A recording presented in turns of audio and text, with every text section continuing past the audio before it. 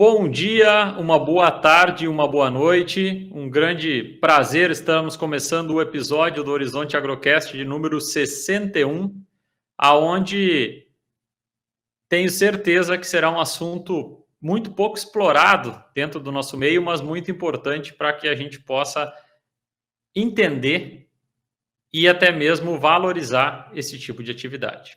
Eu sou Pedro Rocha Marques, apresentador do Horizonte Agrocast, fundador da Pecuária PRM, e gostaria de cumprimentar o médico veterinário Bernardo Todeschini, com quem vamos falar sobre o Brasil, no centro do agro mundial, a visão de um adido agrícola.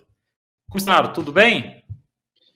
Bom dia, boa tarde, boa noite a todos, seguindo a orientação do Pedro. Pedro, muito obrigado pelo convite, uma satisfação a gente ter a oportunidade de conversar e especialmente ter a oportunidade de transmitir e dialogar um pouco sobre esse tema tão importante que é tanto o comércio internacional de produtos agropecuários, quanto a função do mapa e do adido agrícola dentro desse grande cenário, porque é uma visão colaborativa, nós estamos todos juntos, olhando todos na mesma direção, e precisamos cada vez mais divulgar essa ideia e interagir e nos conhecermos e nos conectarmos para conseguir evoluir nesse processo, que já é um processo de um dinamismo incrível. Obrigado pelo convite, Pedro. Nós que agradecemos, Bernardo. Tenho certeza que será um bate-papo enriquecedor e, assim como diz o programa, ampliará os horizontes de quem assiste e ou escuta esse programa. Bom, antes de nós começar o episódio número 61, eu gostaria de agradecer os nossos parceiros, né? Entre eles a Diamaju Distribuidora, com logística própria de mais de 5 mil produtos nas linhas agropecuárias, veterinária, pet, agrícola para os 3 estados do Sul, o frigorífico Pinhal, dos irmãos Salvati Limitada, de Santo Augusto, atua no setor de açougues e frigoríficos. Agrocomercial, saúde e nutrição animal. Com lojas físicas em Uruguaiana, Alegrete, Quaraí, Rosário do Sul, São Borja e Santana do Livramento. Entrega em todo o Brasil. Accelerated Genetics, há 27 anos no mercado nacional, comercializando sêmen bovino nacional e importado, além de material de inseminação artificial. Ouro Fino, saúde animal, reimaginando a saúde animal.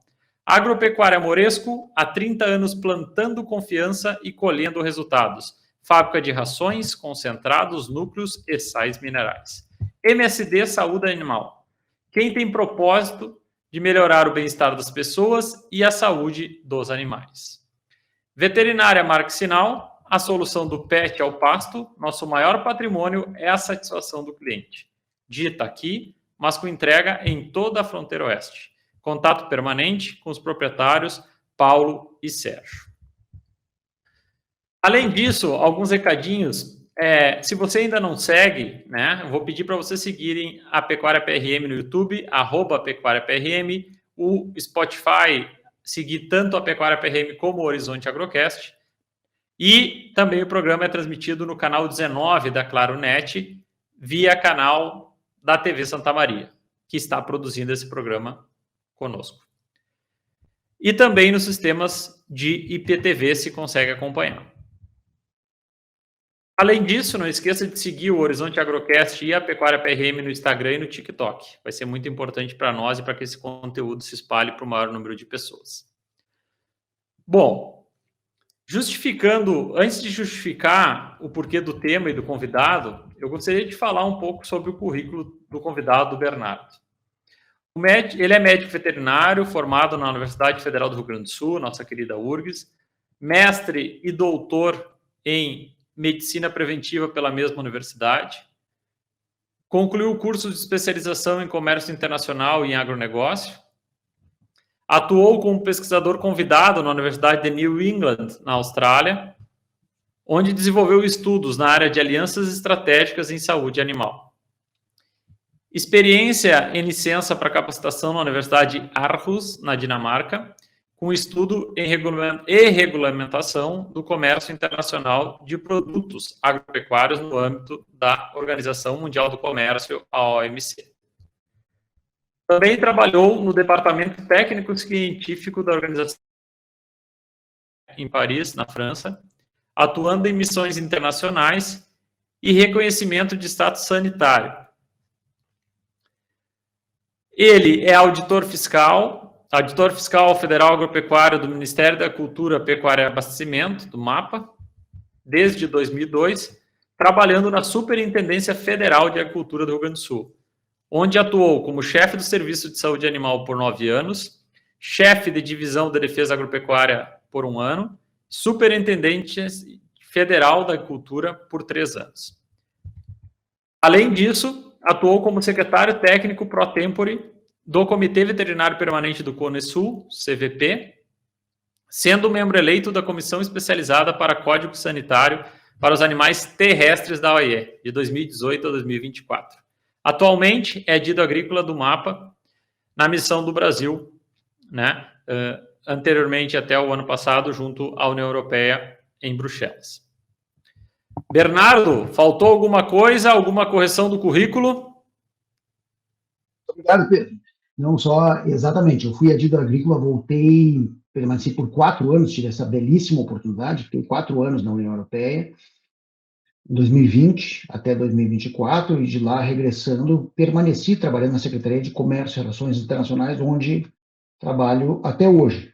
Então, inicialmente, trabalhei especificamente com a área de Ásia, dividimos por regiões, eu fui diretamente do departamento de negociações não tarifárias e sustentabilidade, ou seja, trabalhando muito forte com temas de sustentabilidade, questões sanitárias e fitossanitárias, focado em Ásia, e depois, Ásia, basicamente, vamos pegar assim, de Índia, Ásia do Sul, até Ásia Oriental, Japão, Filipinas e tal, e, posteriormente, mudei de área, hoje sou coordenador substituto da área de multilaterais, portanto, trabalho com a OMC, a Organização Mundial de Saúde Animal, a MSA, a antiga OIE, a FAO, e, além disso, coordenador substituto de África, Oriente Médio e Oceania.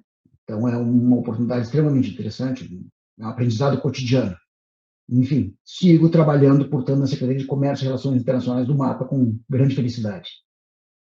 Que legal, que legal. Bernardo, normalmente a gente começa o programa conhecendo, né, a tua trajetória até os dias de hoje. Então, ali no currículo vimos que fizeste veterinária na Universidade Federal do Rio Grande do Sul. Então, por que a gente acredita em primeiro contar um pouco da história até hoje, né? Porque, queira ou não, tiveste uma série de aprendizados nessa trajetória até hoje. E a internet, ela veio para compartilhar esses aprendizados, né, e esses conhecimentos que cada um de nós temos durante a nossa trajetória.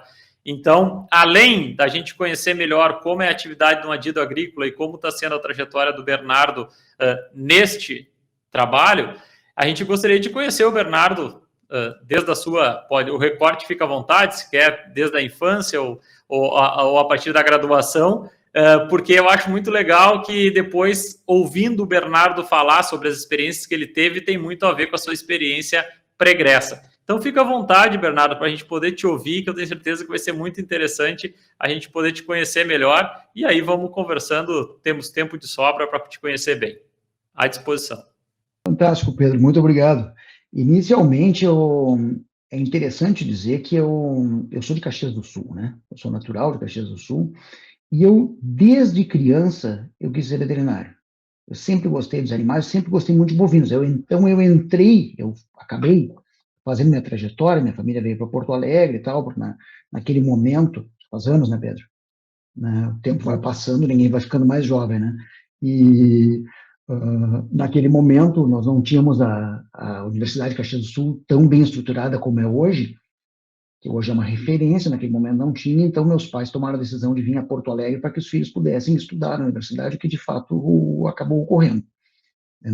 Estudei na URGS, né, como tu bem disseste. E entrei na universidade com o objetivo de fazer veterinária para trabalhar com bovinos. Sempre foi a minha área de formação, bem focado. Então, eu cursei toda a universidade, terminei Ao concluir a universidade, fui para a área de consultoria, então trabalhei ainda, antes de entrar no Ministério da Agricultura, trabalhei com 12 anos ainda como o gerente de fazenda no Mato Grosso do Sul, durante alguns anos. Trabalhei na área Que legal. comercial de sêmen-embriões, trabalhei como consultor independente, fazia... Naquele momento não existia ainda IATF e tal, então mexia com transferência de embriões e tal. Foi um período muito enriquecedor, que eu falo, e que finalmente trabalhei em São Paulo também com fazendas, e essa oportunidade sempre me trouxe muita satisfação, muita plenitude pessoal, né? Se eu posso compartilhar essa perspectiva. Então, eu sempre gostei muito de ser veterinário. Ingressar no mapa, para mim, foi uma certa surpresa, eu não havia pensado nisso antes. E recebi os conselhos de um veterinário que é uma referência, Léo Warshawski. Talvez tenham conhecido o Léo Warshawski. Léo Warshawski foi um dos pioneiros na inseminação artificial do Rio Grande do Sul, muito amigos, nós trabalhamos juntos. E assim que eu passei no concurso do MAPA, comentei com o Léo, digo, Léo, eu pego de surpresa, passei no concurso do MAPA, né, estava bem na iniciativa privada, assim, não tinha reclamações, e ele me deu uma aula, uma verdadeira aula naquele momento, nos idos lá em 2001, sobre como o Brasil vinha se preparando para se tornar um gigante que, de fato, se tornou. Né? Ele era um sujeito que veio uma época pré-internet, né? Nessa época que a informação não corria dessa forma. Ele era um visionário já naquele momento e muito bem informado, identificando que toda aquela conjuntura que vinha sendo construída a partir dos anos 60 no Brasil resultaria inexoravelmente no grande salto que, de fato, ocorreu. A gente percebeu ao longo dos anos 2000, no Brasil consolidando a sua posição e saindo. Vocês lembram claramente que no final dos anos 80 o Brasil era um importador de alimentos, nós importávamos carne bovina. E o que é brilhante o que ocorreu num período que, sinceramente, em termos estruturais, em termos de conjuntura, é extremamente curto. A gente saiu de um período, vamos botar assim, até 1990, importadores de carne bovina. 2005, os maiores exportadores. 2005 foi o ano que nós batemos a Austrália, lembra? Pela primeira vez. Sim. Né?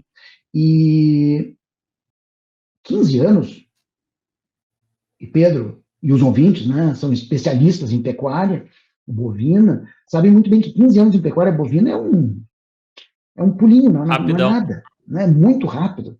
Então, o que passou que o Brasil saltou dessa forma, e, na verdade, não foi um salto, né? Ele foi uma construção, foi uma escada, a gente nunca retrocedeu. A gente avançou, avançou, avançou, avançou, e isso foi algo que veio me trazendo novamente para a perspectiva pessoal, sucessivas satisfações.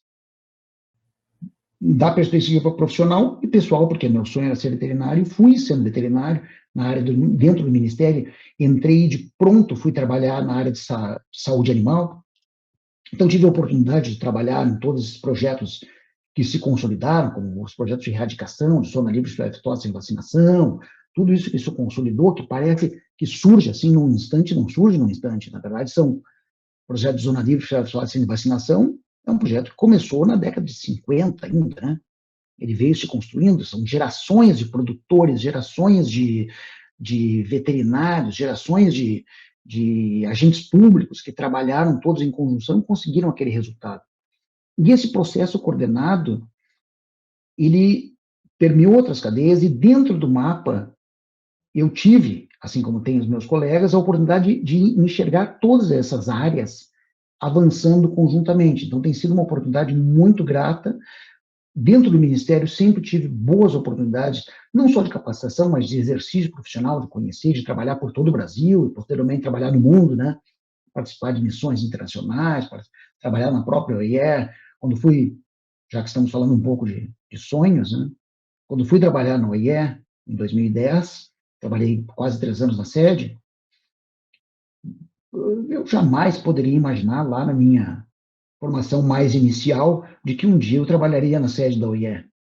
Então, foi algo fantástico, Pedro. Então, eu te falo, da perspectiva pessoal, a veterinária tem me dado grandes alegrias, sempre, sempre, sempre a possibilidade de enfrentar novos desafios, de ir mudando diárias, conhecendo novas perspectivas e avançar em direção a essas perspectivas, sem jamais deixar de ser essencialmente o veterinário, que é aquilo que, desde criança, me levou a trabalhar. Claro, nesse momento, na medida que tu vai avançando na tua carreira, tu fica cada vez mais afastado dos animais em si, né?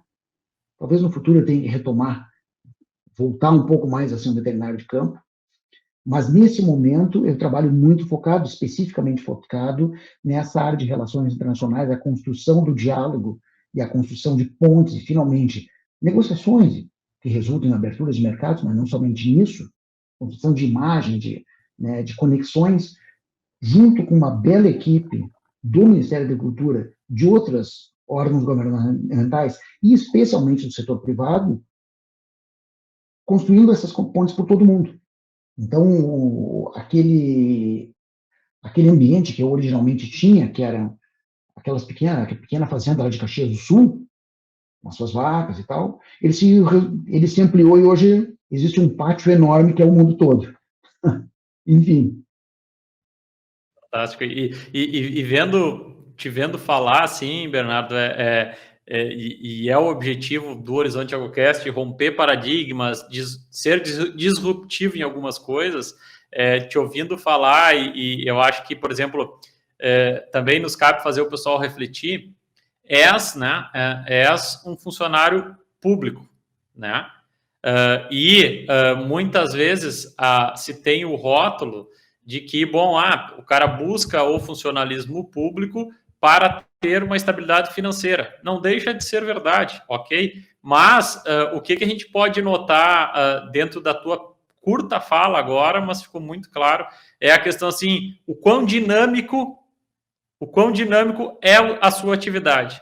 Né? A gente vai seguir explorando mais, mas está claro no que vem falando desde o início, desde o currículo e até a breve introdução que falaste sobre ter sido adido agrícola em diferentes regiões, mostra que a questão de quão dinâmico, né, e quão preparado se tem que estar para poder atender a esse serviço. Então, primeiro, cara, cuidado com as generalizações e olha o dinamismo dessa atividade. Daqui a pouco tu não buscou porque acredito, e depois queria te ouvir, o quanto essa posição na qual foste galgando desde que entraste no serviço público vem desafiando, né? Vem desafiando e te tirando da zona de conforto, que eu acho que no nosso público aqui, para te dizer a questão de faixa etária do nosso público, a gente começou inicialmente o Horizonte AgroCast, ele completou um ano em 19 de janeiro de 2026,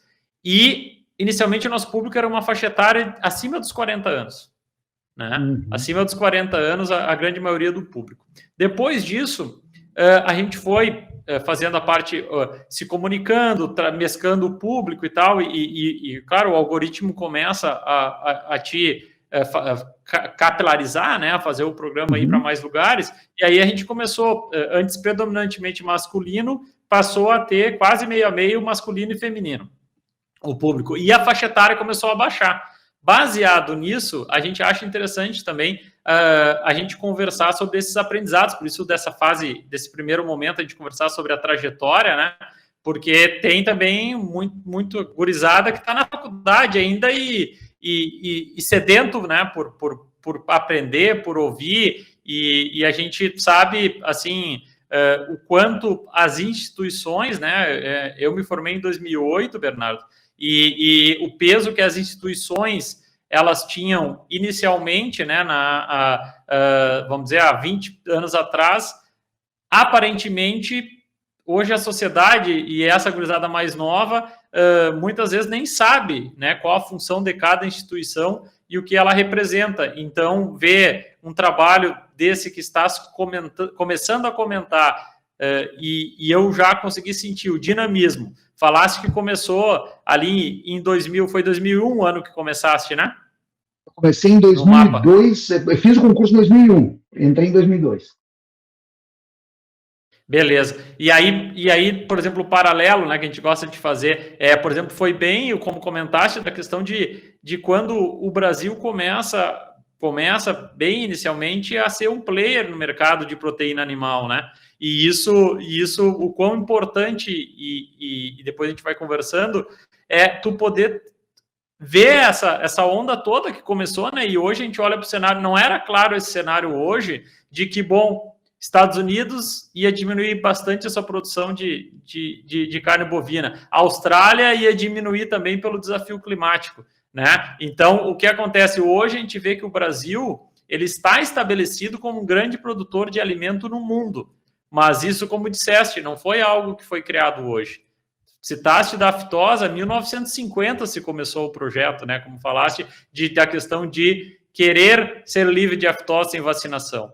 Então, apenas me alonguei para, cara, olha quanto conteúdo, quanto fora da zona do conforto o Bernardo teve que sair e quanto as instituições, né, do Brasil, embora muitas vezes a criticamos, dá para ver que nesse momento e nesse local onde o Bernardo está trabalhando, é um trabalho do mapa muito sólido e muito estratégico, né? E fundamental para a gente chegar na posição que a gente chegou hoje como Brasil. Então, isso é muito legal. E, Bernardo, segue contando a tua história. Eu achei importante fazer esse vamos dizer, esse apanhado de situações, porque ficou muito claro assim, o antagonismo com a visão que muita gente tem do setor público e o dinamismo no qual tu transparece e o grau de comprometimento que tu tens já ficou muito claro no início da tua fala. Obrigado, Pedro. E eu te afirmo, trabalho com um grande grupo, somos muitos trabalhando nessa área do Ministério, com grande conexão com outras áreas do Ministério, Secretaria de Defesa Agropecuária, a Secretaria de Políticas Agrícolas, por exemplo, e sempre todos estão navegando em grande velocidade. É uma dinâmica muito intensa, porque, claro, essa enorme presença do Brasil no mercado internacional, ela é bastante demandante. A gente muitas vezes tem uma impressão um pouco segmentada, um pouco mais simples do que são as relações internacionais, e que é interessante, eu fiquei pensando nisso agora, enquanto comentaste sobre essas relações mais rápidas, a internet, a informação e tal. No âmbito das negociações internacionais, nós, eu falo, o mundo segue sendo extremamente formal. Os acordos seguem sendo firmados com uma assinatura manual. Firma uma assinatura manual do dirigente máximo daquele lado, o dirigente é a mãozinha, não é... Muitas vezes, por exemplo, conclui uma negociação por definir um certificado sanitário internacional para exportação de um determinado produto. Aquela negociação é formalmente concluída com a assinatura do chefe do serviço veterinário da contraparte e da nossa parte. Então, conclui a assinatura na mão, e esse papel ele vai, um original assinado, para o país de destino, que lá arquiva. Ou seja, é algo que chega a ser contrastante com toda essa dinâmica que nós temos hoje, de toda a informação georreferenciada no celular, tudo em tempo real, 1000 informações, a informação de ontem já é uma informação velha. Mas não. Isso eu acho que talvez seja um grande aspecto a ser comentado. Eu quero, antes de comentar isso, voltar para dizer o seguinte aos meus colegas veterinários e futuros veterinários, que em breve serão meus colegas, os estudantes, que estão aumentando, né, em termos de audiência aqui. Eu recomendo fortemente que se dê atenção a essa área internacional. A demanda por profissionais nessa área, eu diria que está longe de ser esgotada. São necessários veterinários que tenham formação, que tenham uma visão de relações internacionais. Nós temos alguns colegas da área privada que tomaram essa decisão no seu caminho de trabalhar especificamente com o comércio internacional, que são muito bem-sucedidos, são referências hoje, e são veterinários, e que eles conseguem esse sucesso precisamente por agregar a toda a sua capacidade de discutir determinados temas de forma técnica o seu conhecimento da dinâmica de relações internacionais. E que a dinâmica de relações internacionais é uma dinâmica que foge da dinâmica oportunista.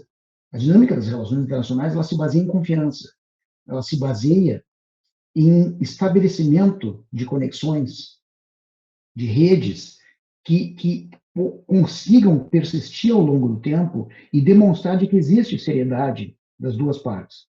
Nós temos que pensar o seguinte: se eu te disser, por exemplo, que determinada carne que eu estou, te convido para fazer um assado aqui em casa. Ótimo. Fazemos um assado, eu pego aquela carne, tem ali o carimbinho do CIF, tu olha o CIF, veio de Bagé, veio de Alegrete, né? Veio de Santa Maria, né? Ótimo. Tu olha aquilo ali, Pedro, já conhece aqui, é um local, tu já conhece aquela carne e já tem uma percepção tanto de qualidade, dos atributos classicamente conhecidos, como uma percepção de segurança daquele produto. Tu sabes se tu pode comer ou não.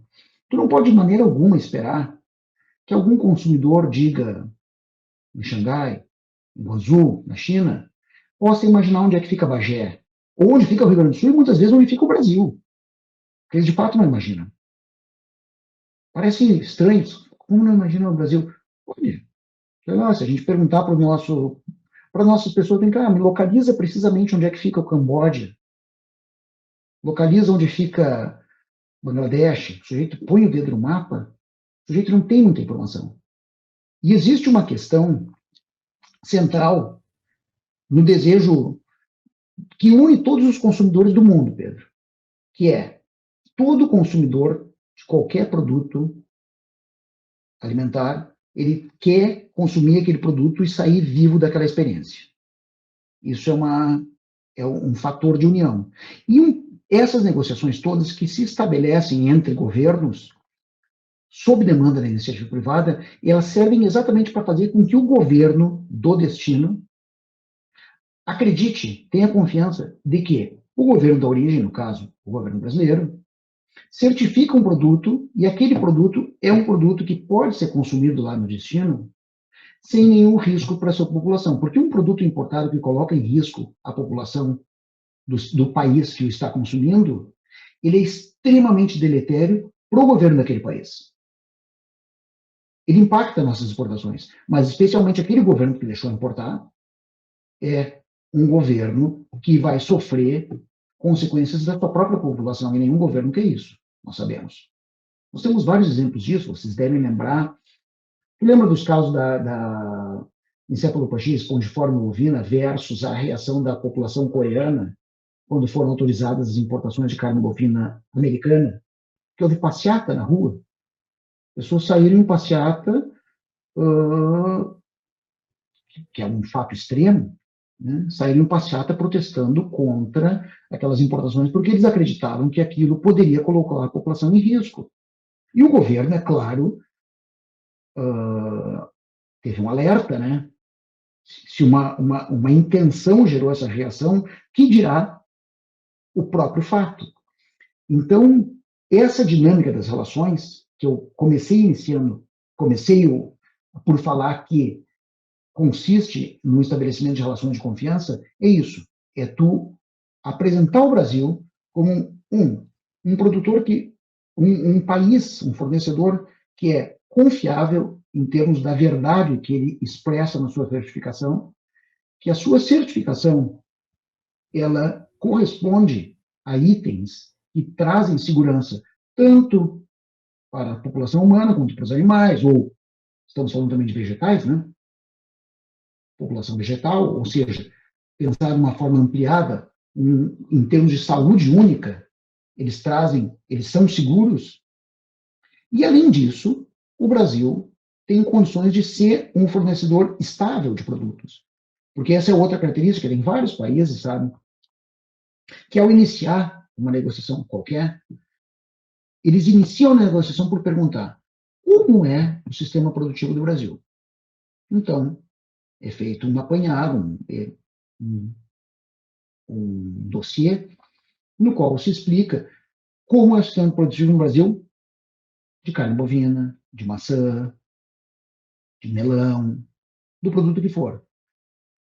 Porque uma das intenções é conhecer como funciona a cadeia produtiva. Mas outra intenção é saber se haverá volume que justifique tu fazer uma negociação, que normalmente é uma negociação morosa, envolve visitas, envolve auditorias, envolve missões, às vezes envolve habilitações de estabelecimentos ou não. Se vale a pena inverter esforços naquela negociação para depois ter um produto que signifique algo em termos de fornecimento de produto à população local. Então, é um cenário muito interessante que muitas vezes as pessoas, só quem entra nesse cenário consegue perceber essa questão, primeiro, do estabelecimento de confiança e que muitas vezes esse estabelecimento de confiança, ele segue os tempos, que são os tempos inerentes de cada cultura. Nós vemos negociações muito interessantes com o Japão, por exemplo, negociações morosíssimas. No entanto, são negociações que só avançam.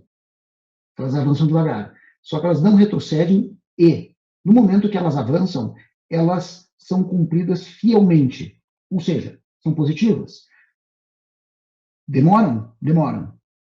No entanto, os logros são logros permanentes e nós persistimos sempre cumprindo as nossas aquilo que nós nos comprometemos, ou seja, o nosso compromisso está sempre na mesa, o que faz com que nós tenhamos condições de nos manter exportando.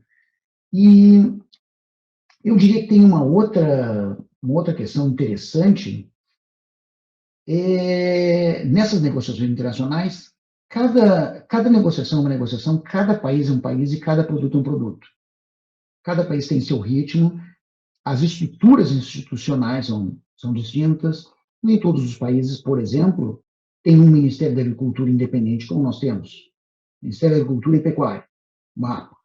Nem todos trabalham com isso. Alguns trabalham com o Ministério da Saúde, alguns têm autorizações duplas. São 2 ministérios que trabalham na autorização de um determinado produto. E é fundamental conhecer essa dinâmica para que tu consiga conduzir as negociações de acordo com a estrutura institucional existente naquele país.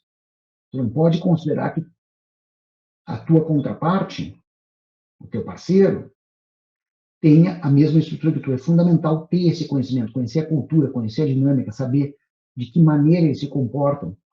Então, isso é um aprendizado, Pedro, que eu diria que é constante. Eu, todos os dias, termino o dia sempre aprendendo uma coisa nova. Claro, eu não vou nem comentar ainda sobre a dinâmica de produtos que são exportados, que exportam de produtos que, sinceramente, minha ignorância, meu desconhecimento, eu jamais imaginei que houvesse uma cadeia produtiva que trabalhasse com isso. Por exemplo, recentemente nós trabalhamos em umas negociações para a exportação de bexiga natatória de peixe, evidentemente, para a China.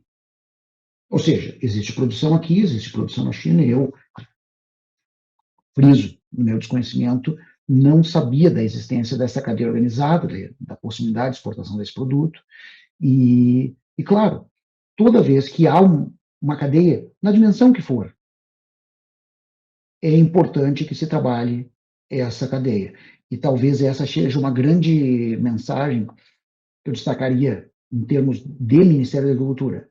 O Ministério da Agricultura, ele entende claramente a necessidade de ampliar a exportação considerada como até mesmo uma garantia econômica, um colchão de amortecimento para flutuações de preço, ampliar a diversificação dos produtos exportados e ampliar as oportunidades para os produtores, tanto dessas macro cadeias que nós já tão bem conhecemos, cadeia bovina, cadeia de soja, cadeia de milho, cadeias extremamente organizadas, quanto as cadeias de menor dimensão, que às vezes produzem até mesmo produtos de nicho, e que ainda assim, ao participar da exportação, não somente conseguem trazer uma renda extra, uma renda adicional, trazer maiores garantias da estabilidade econômica do seu negócio, mas, Pedro, qualificar a cadeia. A exposição das cadeias produtivas, dos produtores, das indústrias à exportação, é um mecanismo de qualificação incrível. Por quê? se entende a dinâmica documental de outra forma. A dinâmica documental exigida para exportação, para o exportador, para de ser uma chatice, como a gente normalmente entende, uma chateação, uma burocracia, né? Isso é um fato, né? A gente pensa que ele vai, pô, mas tem que assinar isso aqui, tem que mandar por escrito. Se eu te contar como curiosidade, sabia que determinados países, na definição dos certificados, existe definição até de cor do carimbo, tamanho do carimbo, cor da caneta que assina. Ou seja, e a definição não é uma definição que foi criada pelo governo brasileiro, a burocracia brasileira. É uma definição que foi estabelecida pelo país importador e que negocia-se, e que, é claro, numa negociação, o grande objetivo é buscar avançar na negociação nos itens macro, né, não nos itens menores. Então, itens como esses são pouco relevantes, a gente cumpre fim. Né? O importante é que a gente avance, consiga ganhos substantivos em temas que, de fato, tragam algum benefício ao produtor, à indústria. Então, e essa dinâmica que eu me refiro, que é a capacidade do produtor, da indústria, ao começar a importar, entender que existe um ente que ele desconhece, que está do outro lado do planeta, e esse ente vai terminar consumindo aquele teu produto, e aquele ente precisa conhecer aquele teu produto, ele precisa ter algo que indique a origem daquele produto, a garantia daquele produto, que aquele ente quer comer aquele teu produto e sair vivo daquela experiência e, potencialmente, retomar a experiência no futuro. Isso muda a cadeia produtiva, cara.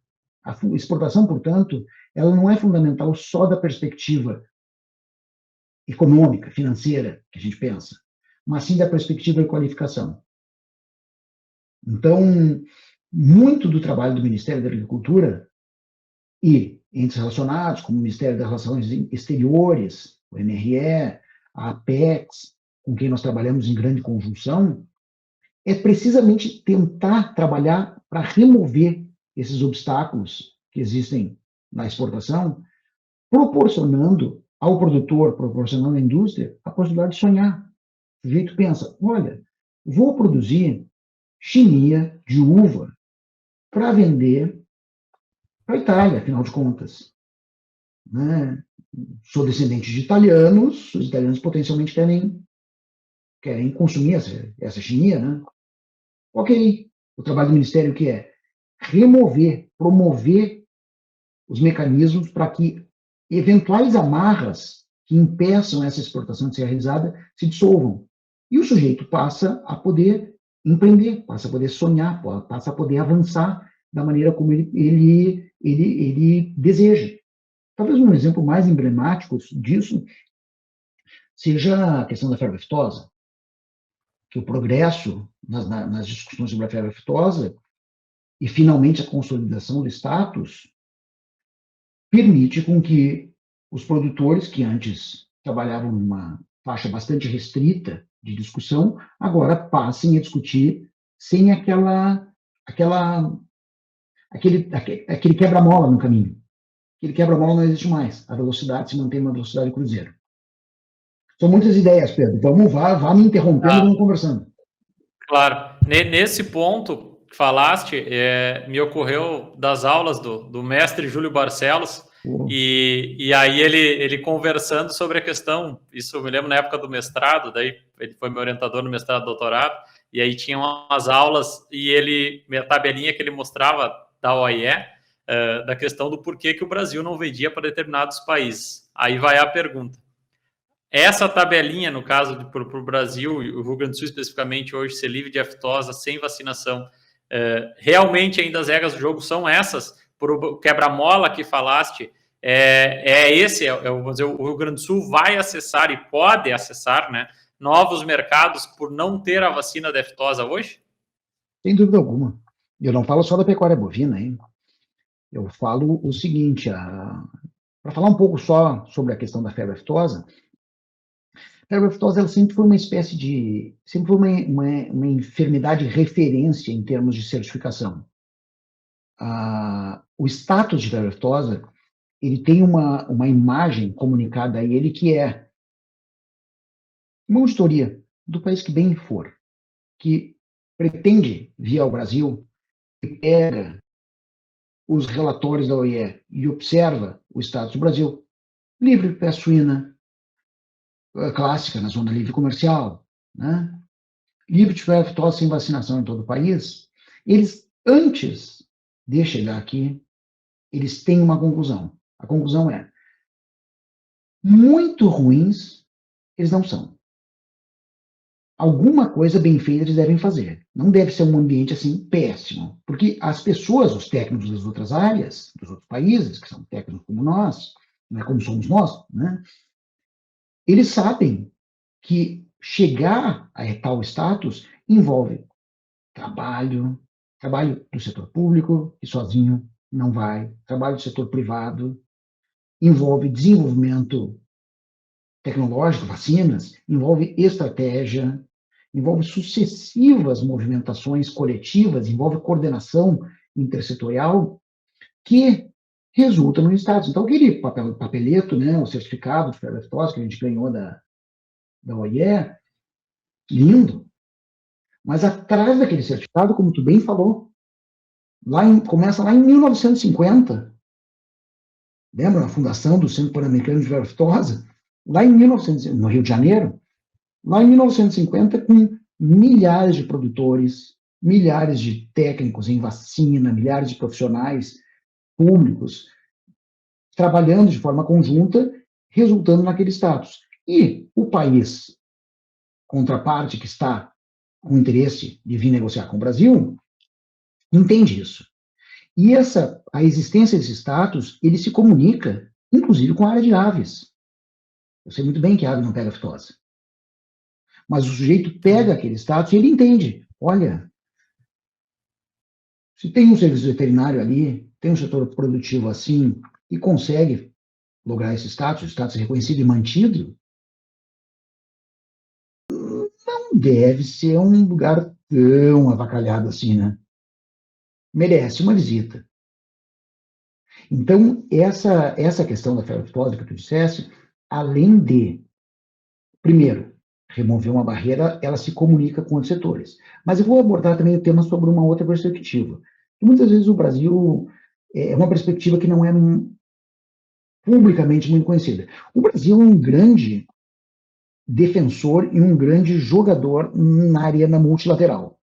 A arena multilateral, o que é? A OMC, a OMSA, a antiga OIE, a FAO, a OCDE. Nós estamos muito presentes, né, em todos esses fóruns. Eu citei alguns desses fóruns multilaterais e sempre muito ativos. Por quê?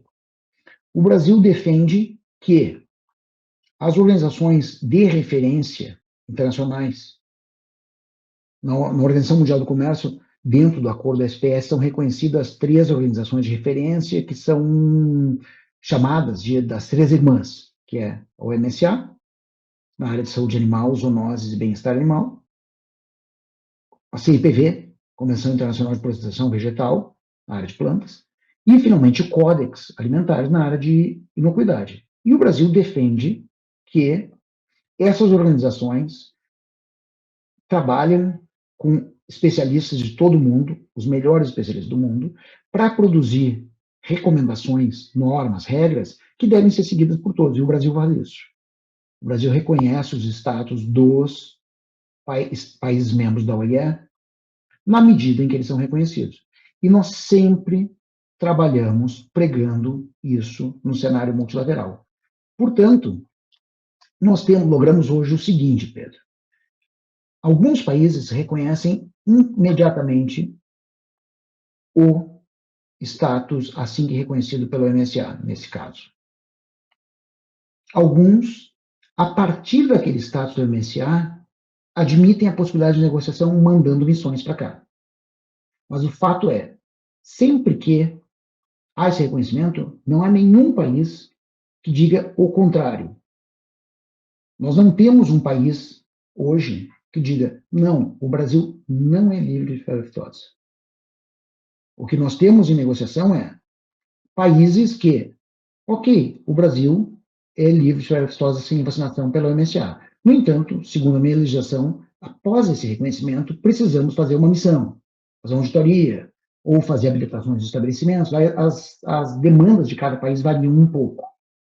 Mas nenhum país diz do contrário, ou seja, nega o status. Portanto, esse status ele abre a porta de negociação com todos os países do planeta. E agora, o que está sendo de fato feito, né? Está sendo trabalhado em todos, e eu falo assim, não só, nós estamos falando assim, eu citei antes o Japão, União Europeia e tal, mas não só, né? Em países que muitas vezes não figuram de maneira tão evidente nas exportações, ainda assim é feito o mesmo esforço para fazer com que o status brasileiro, não só esse caso, né, da febre aftosa, mas outros, como, por exemplo, questão de influenza aviária, Newcastle, encefalopatia espongiforme bovina, sejam devidamente reconhecidos e que, portanto, o exportador possa abrir as suas negociações considerando esse caminho como livre. Muito legal. Muito legal. E desde que... E como funciona, assim, Bernardo, por exemplo, que a gente pega o Brasil, né? O Brasil é um país com uma frase já batida, mas que é necessária falar. O Brasil tem dimensões continentais, né? E tem estados que são livres de aftosa sem vacinação e outros estados não são, né? Como se consegue explicar isso para um país, né, um país interessado em comprar a carne bovina brasileira, de que tem dentro do Brasil estados com diferentes status, né? Qual é o trabalho institucional para ficar claro isso e se sim, é possível que estados livres de aftosa sem vacinação possam galgar mercados mais exigentes e, por consequência, que remuneram melhor do que estados que ainda não têm esse status? Olha, eu acho que é importante, assim, em termos até de atualização, Pedro, porque hoje todo o Brasil é reconhecido sem vacinação. Todos os estados do Brasil. Esse status foi nivelado na última sessão geral do AIE, a 92ª, em maio do ano passado, e nós temos zonas diferentes. Essas zonas foram mantidas, como tu bem comentou, elas foram mantidas de acordo com o reconhecimento anterior de status, que era alguns zona livre sem vacina, outros zona livre com vacinação. E esse processo sempre foi um processo muito bem explicado, dentro da lógica que os ouvintes não dessa geração mais próxima, mas aqueles ouvintes um pouco mais da minha idade aí, devem lembrar que inicialmente se começou trabalhando com circuitos pecuários. Os circuitos pecuários, eles na década no final dos anos 80, eles foram estabelecidos para levar o reconhecimento, na época nem era um reconhecimento ainda, para levar a condição de livre de febre aftosa com vacinação do sul para o norte do Brasil. Essa motivação, ela não se deve a nenhuma outra motivação, senão o fato da pecuária, naquele momento, estar concentrada no sul. Naquele momento, no final dos 80, início dos anos 90, nós não tínhamos esse enorme boom, esse gigante, esse fenômeno que é o Centro-Oeste. E então, ele foi construído dessa forma, tanto que o Rio Grande do Sul e Santa Catarina foram as duas primeiras zonas livres com vacinação do mundo. Quando a OIE abriu essa possibilidade, depois de muita diplomacia do Brasil para fazer com que essa perspectiva fosse aceita, Rio Grande do Sul e Santa Catarina foram apresentados em 98, para o reconhecimento como livre sem vacina, né? E depois nós tivemos aquele foco de joia e tal, e o processo seguiu. Nós avançamos com o Paraná, o Rio Grande do Sul voltou a ser livre com vacina, Santa Catarina se manteve sem, sempre. Desde aquele momento, portanto, Santa Catarina jamais voltou a vacinar. E, ilustrando, eu estou trazendo esse detalhe de Santa Catarina, para dizer que Santa Catarina se manteve com aquele mesmo status sem vacina e foi avançando o status global do Brasil. Então, nós avançamos de direção, como previsto no plano, o Centro-Oeste, Sudeste, subiu mais no Centro-Oeste, finalmente chegou no norte, no nordeste, para finalmente todo o país ficar livre sem vacinação. E foram mantidas as zonas. Então, nós temos o Brasil dividido em 5 zonas, reconhecido pela OIE dessa maneira, com zonas livres de febre aftosa sem vacinação, que cobrem a totalidade do território. E a pergunta é, isso serve para alguma coisa? Eu penso que o melhor exemplo que nós temos, talvez quase um balão de ensaio, tenha sido o estado de Santa Catarina. O estado de Santa Catarina, desde muito cedo, assim que eles tiveram seu reconhecimento, eles passaram a expor, a cadeia produtiva de Santa Catarina passou a expor, a levar esse seu reconhecimento internacional como uma bandeira por todo mundo, fazendo com que Santa Catarina se tornasse um estado conhecidíssimo em nível internacional, por incrível que pareça, a gente imagina que não, mas ele é conhecidíssimo dos auditores técnicos de diversos países por ter sido um estado livre de febre aftosa sem vacinação. E fazendo com que Santa Catarina passasse, inclusive, a exportar carne suína, que é o seu principal produto, a carne bovina de menor interesse, exportar a carne suína para destinos privilegiados antes dos outros estados, graças ao seu status. Então, eu te diria que o acesso ao mercado, ele requer centralmente que a confiança seja demonstrada. Porém, ele sem dúvida ocorrerá. E como demonstra esse balão de ensaio que foi Santa Catarina.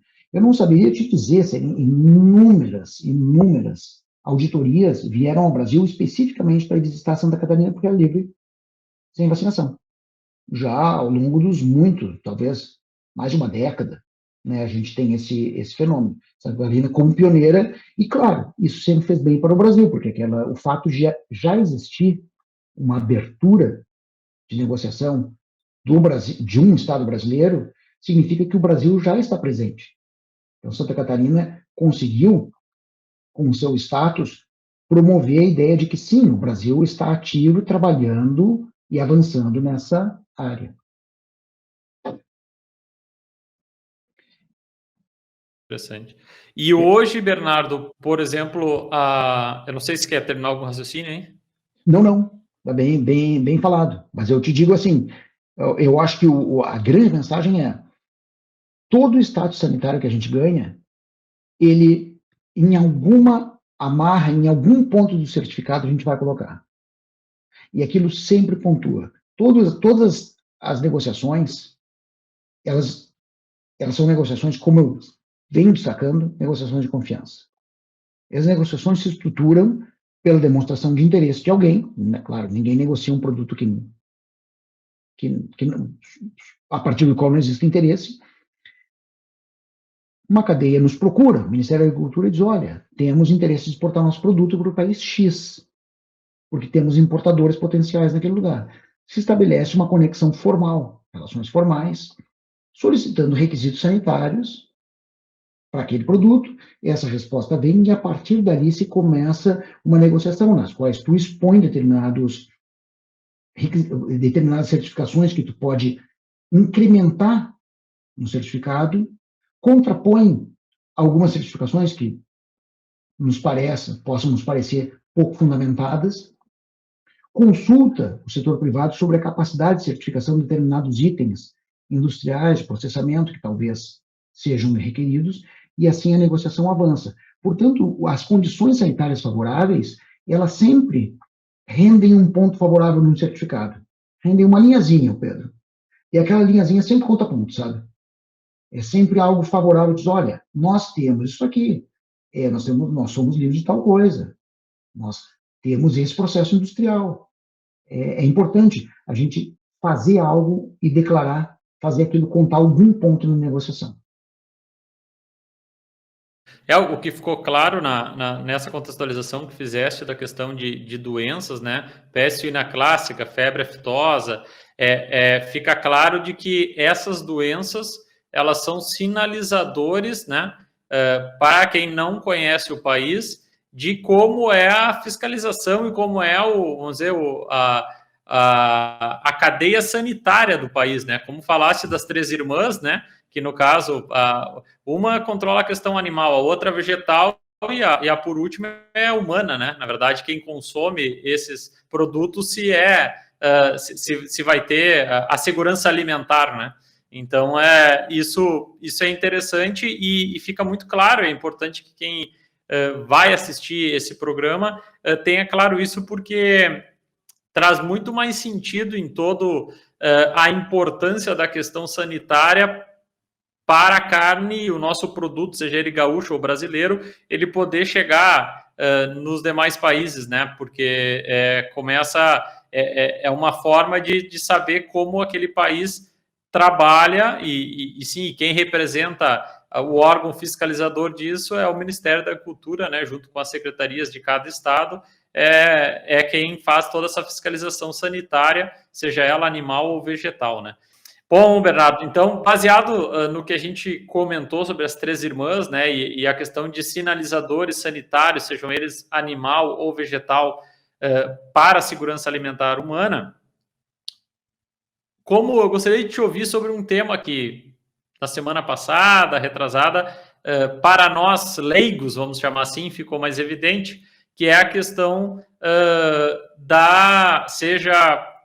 são dois fatores, né? Uma, a necessidade de rastreabilidade exigida pela União Europeia, mais evidente, né? E a questão de probióticos, que são antibióticos, né? A regulamentação de alguns probióticos na suplementação alimentar sendo proibidos, né? De ser alimentado para vender para a União Europeia especificamente. Se tu pode contextualizar como foi construído isso porque a gente não sabe muito pouco do que só do que tem em jornal, né? Então, daqui a pouco, se tu pode contextualizar sobre esses dois temas aí, que o que a gente nota assim nos bastidores é que muito disso está vinculado à pressão, né, dos pecuaristas irlandeses e franceses, né? Mas eu sei que isso não, na posição que tem, não cabe emitir essa opinião, mas te ouvir sobre a parte técnica mesmo do que realmente acontece sobre esses dois temas. Claro. Eu acho que vamos começar falando um pouco da rastreabilidade. A rastreabilidade, ela a gente pode dizer que veio à tona, assim, um dia veio à tona, voltou a ser falada agora, embora, na verdade, ela não tenha deixado jamais de ser uma exigência, né? Os animais que vão para a União Europeia, eles, há muitos anos, eles estão todos dentro do SISBOV.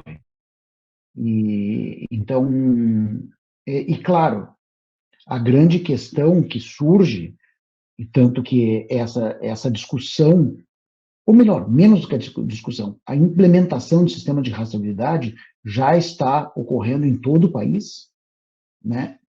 Não somente para os animais que vão para a União Europeia, que eu penso que esses animais que vão para a União Europeia não precisa sequer ser discutido nesse momento, porque eles já são rastreados, né?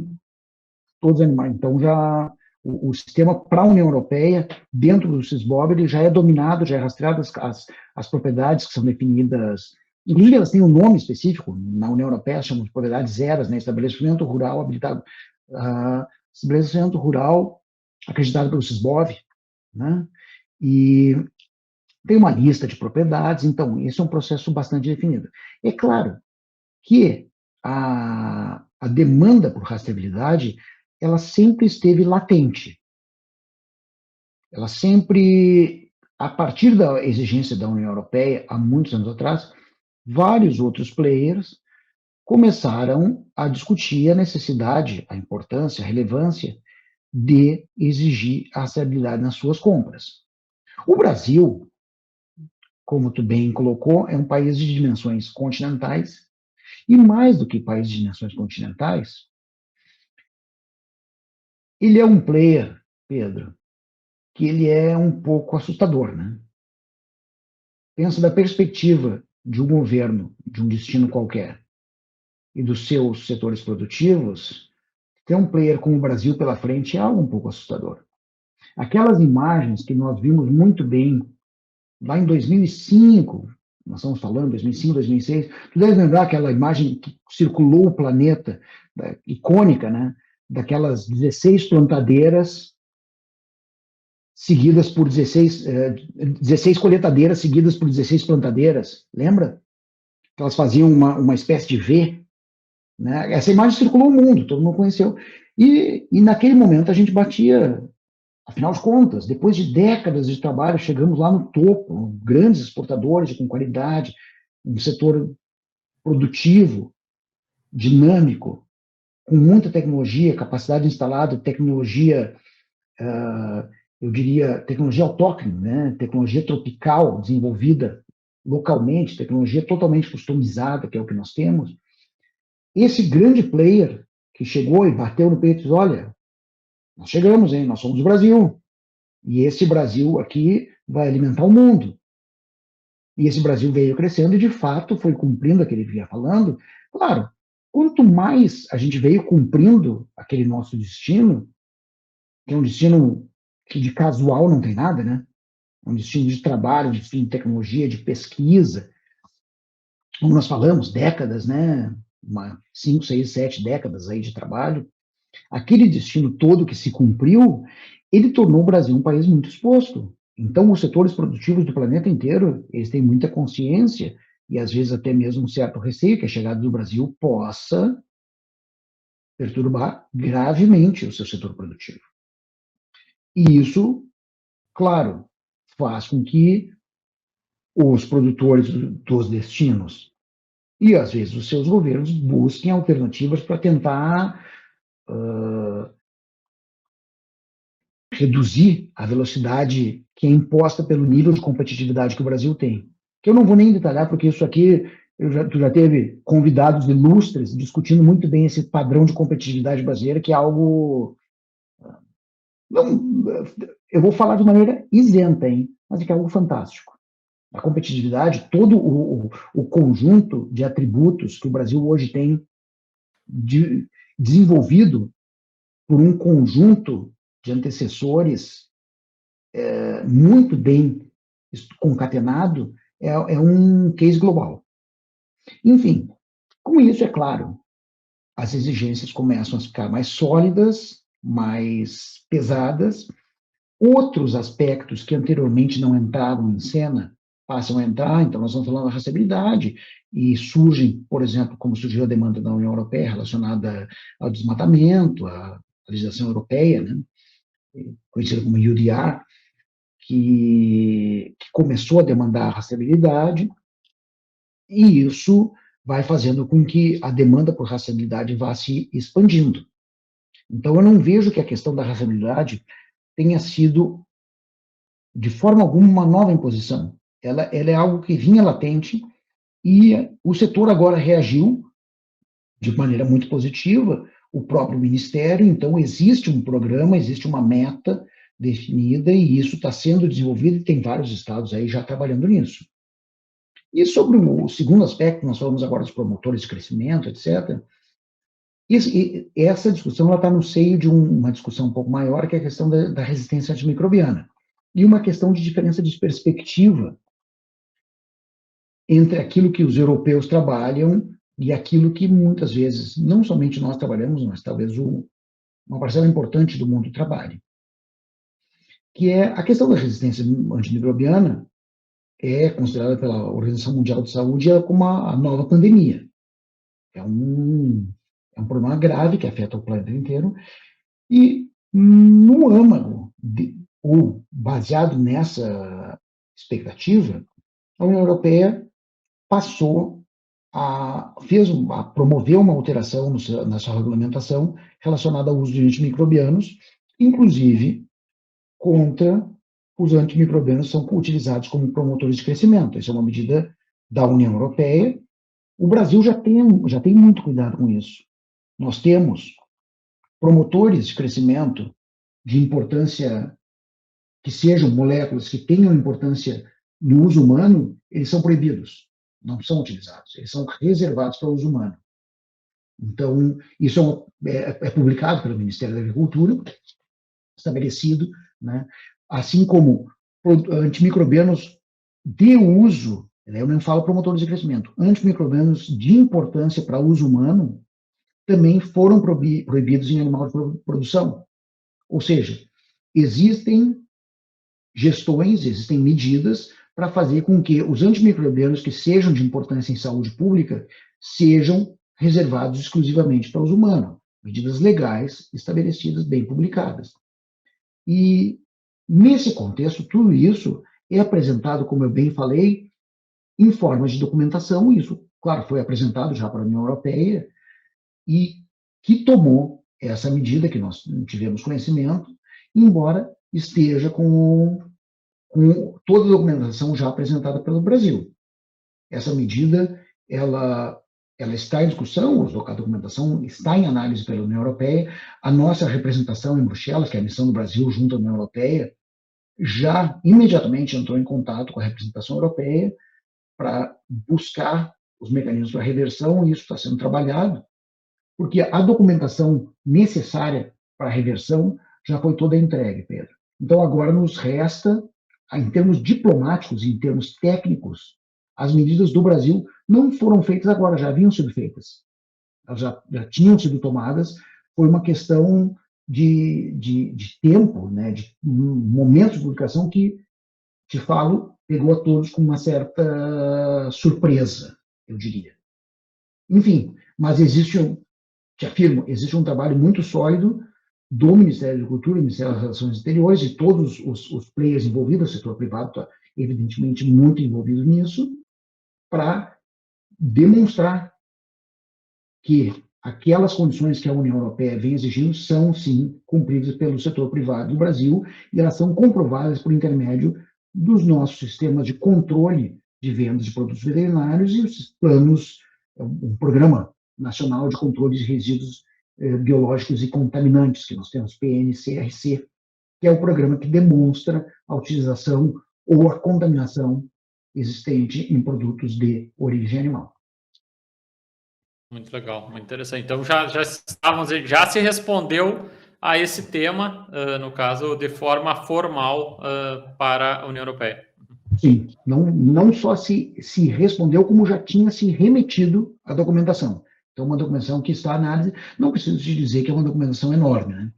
São dados técnicos muito, são dossiês assim com alguns milhares de páginas, né, com muito detalhe de todo o histórico de anos desses controles de resíduos e contaminantes, dentro desse programa que eu falei, né, e histórico de anos de legislação e análise legal que levam um certo tempo para ser analisado pela União Europeia. Mas eu tenho certeza que, estando tanto o Ministério da Agricultura quanto o Ministério das Relações Exteriores comprometido com o tema, especialmente tendo a nossa missão do Brasil junto à União Europeia, posso parecer suspeito em falar, mas porque lá trabalhei, né, fiquei 4 anos, mas se trata de um grupo extremamente qualificado e dinâmico. É um corpo, eu diria, o corpo diplomático lá presente. Nós temos 2 adidos agrícolas lá presentes, junto com, não sei nesse momento, talvez 14, 15 diplomatas, com embaixador, tudo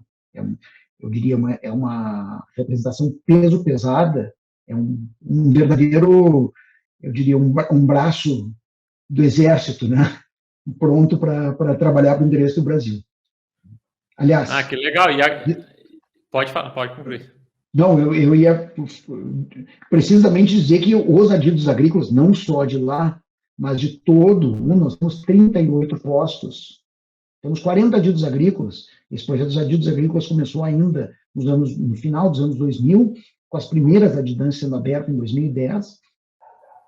10 adidâncias naquele momento. Hoje, foi evoluindo, nós temos 38 postos, Pedro, com 40 adidos agrícolas. Esses 38 postos eles estão literalmente no mundo inteiro. Nós temos 12 postos na Ásia, são 8 nas Américas, na América do Norte, os 3 estão representados. Todos os grandes players ou players estratégicos em determinadas regiões, por exemplo, na África, nós temos postos. Eu acho que África e Oriente Médio junto nós temos 10 postos abertos. Todos eles têm esses adidos agrícolas nossos, do Ministério da Agricultura, trabalhando, sediados em embaixadas ou em missões do Brasil, que estão lá esperando trabalho. Esse pessoal todo, ele precisa do interesse, da manifestação, do contato dos setores brasileiros para efetivamente mostrar trabalho. E eu te garanto, eles querem mostrar muito trabalho.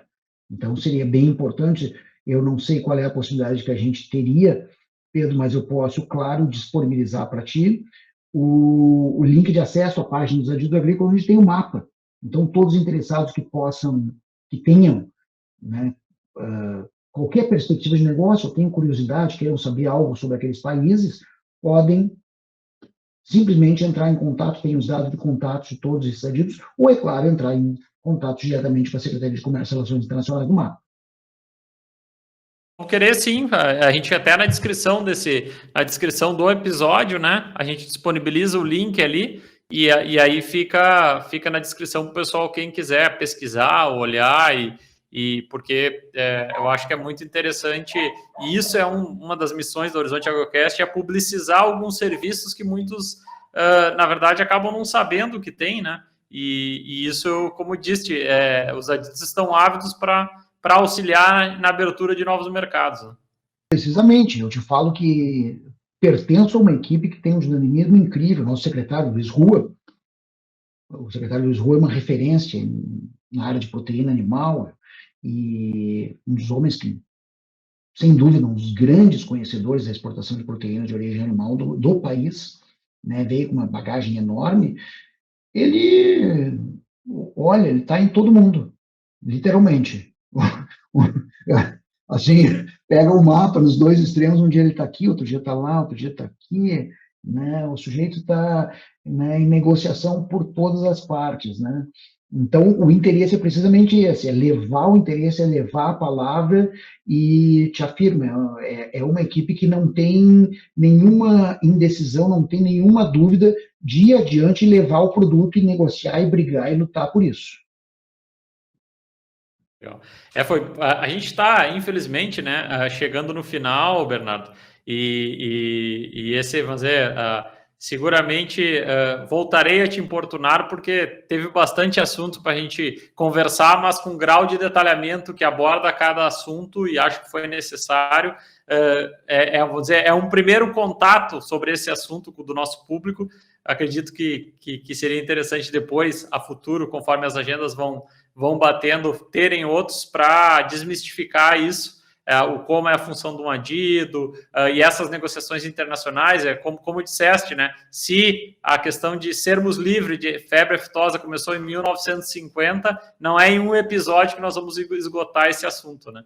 Então, é algo, e acredito também muito nisso, vamos dizer, menos impacto imediato e mais construção gradual, né? E eu acho que com isso a gente consegue evoluindo e todo mundo acompanhando um assunto que é interessante, necessário e fundamental para o agro brasileiro, né? E acho que conseguiste desmistificar a questão de, como eu falei no início, da questão da falta de dinamismo e acomodação do funcionalismo público, a questão de o quão importante é nós entendermos a questão sanitária, seja nós dentro da porteira ou nós fora da porteira, sendo distribuidor de carne, sendo dono de frigorífico, a importância de entender o porquê que o mapa tem as exigências que tem. Isso, na verdade, vem lá de integrantes que estão conversando com o nosso cliente final, sejam eles europeus, árabes, japoneses, né? Isso tudo são, na verdade, são canais diretos lá com o nosso consumidor, e cabe a ele sinalizar o controle que tem que ter aqui no nosso chão de fábrica para que esse produto não volte, né? Que esse cliente não fique insatisfeito e passe a não nos comprar mais o produto, especificamente carne, eu estou falando, mas como bem disse o Bernardo, uma série de produtos que muitos dele, até mesmo o Bernardo, não imaginava que eram exportados e que tinham pessoas interessadas para ele. Bernardo, te agradeço muito a disponibilidade de tempo, te passo a bola de novo para a tua mensagem final e depois eu volto para fazer o último encerramento. Eu acho que foi fantástico e desmistificou muito sobre esse mercado de exportação aí. Um grande abraço. Pedro, muito obrigado pela oportunidade. Eu, de parte minha pessoal, e de parte do Ministério. Agradeço. Da parte minha pessoal, eu te falo, porque como eu destaquei, gosto muito de veterinário, gosto muito do meu trabalho, tenho a felicidade, a alegria de todos os dias ter um dia diferente, não tenho 2 dias iguais, o que é uma coisa fantástica, né? Ainda mais o sujeito que está, aí, como eu falei, ninguém está ficando mais jovem, tu vai passando, os dias vão sendo sempre diferentes, a oportunidade de fazer sempre coisa diferente, coisa nova, sempre aprendendo a tua área, sempre vendo uma novidade, algo extremamente estimulante, e especialmente, daí da perspectiva de permanecer mais tempo nessa área, é que, não obstante o fato de que as negociações são morosas, são muito exigentes, elas vão e voltam, são documentos, são questionamentos, são reuniões, eu vejo, eu presencio elas avançando. Nos últimos 3 anos, nós abrimos 612 diferentes mercados, pode imaginar? 3 anos. Como eu te falei, do produto que tu puder, dos produtos que tu não imagina. Tu não imagina. Daqueles clássicos até aqueles que tu não tem a menor ideia. E isso é algo muito gratificante, pertencer a uma grande equipe e, principalmente, ver essa possibilidade que nós temos de entender o setor privado, ter o setor privado trabalhando em conjunção, todo mundo entendendo a dinâmica das regras, a dinâmica da promoção, é fantástico. Então, eu agradeço muito a oportunidade e, além disso, eu parabenizo muito o trabalho do Horizonte. O Horizonte Agrocast, para mim, é uma grande referência. Vocês têm uma certa juventude, no entanto, já se expressam com uma maturidade incrível. Eu sou um ouvinte do podcast, né? Várias vezes boto, assim, quando vou me deslocando de um lado para outro, eu estou sempre ouvindo, estou fazendo uma coisa, estou sempre ouvindo, porque vocês conseguem trazer personagens, né, pessoas extremamente relevantes, dando, em 1 hora de programa, informações que, se o ouvinte fosse buscar, ele levaria meses, às vezes levaria anos para adquirir as informações. Muitas vezes, falasse o professor Júlio Barcelos, daqui a pouco vai o Júlio Barcelos, fala 1 hora ali, nossa, aquela 1 hora, se tu fosse buscar o que ele falou em 1 hora, o professor Lobato, né? Se ele fosse buscar o que essas pessoas falam em 1 hora, que levaria décadas, às vezes, né? Orientando o professor Júlio, levaria décadas. O sujeito vai te dar 1 hora de graça, de conhecimento, é quase como tu extrair o suco, tu ordenha o sujeito, né? Tira o leite do sujeito, bota num copinho, bebe aqueles, nossa, leva um monte de informação. E eu acho que tu tem, dentro do Horizonte Agrocast, essa oportunidade de promover, destilar o conhecimento e fornecer esse conhecimento concentrado para as pessoas, que é de uma valia enorme, Pedro. Meus parabéns à tua equipe. Muito obrigado pela oportunidade, espero que nos vejamos em breve.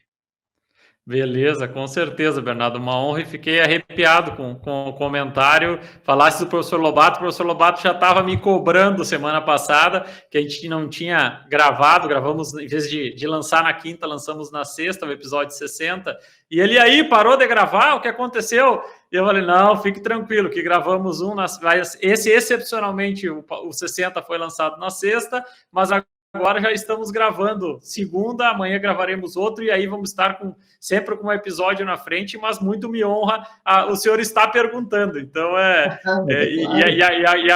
agora mais o senhor está falando isso, o Bernardo está falando, cara, tá louco, é algo que mostra que estamos no caminho, né? Isso é legal, e isso é legal.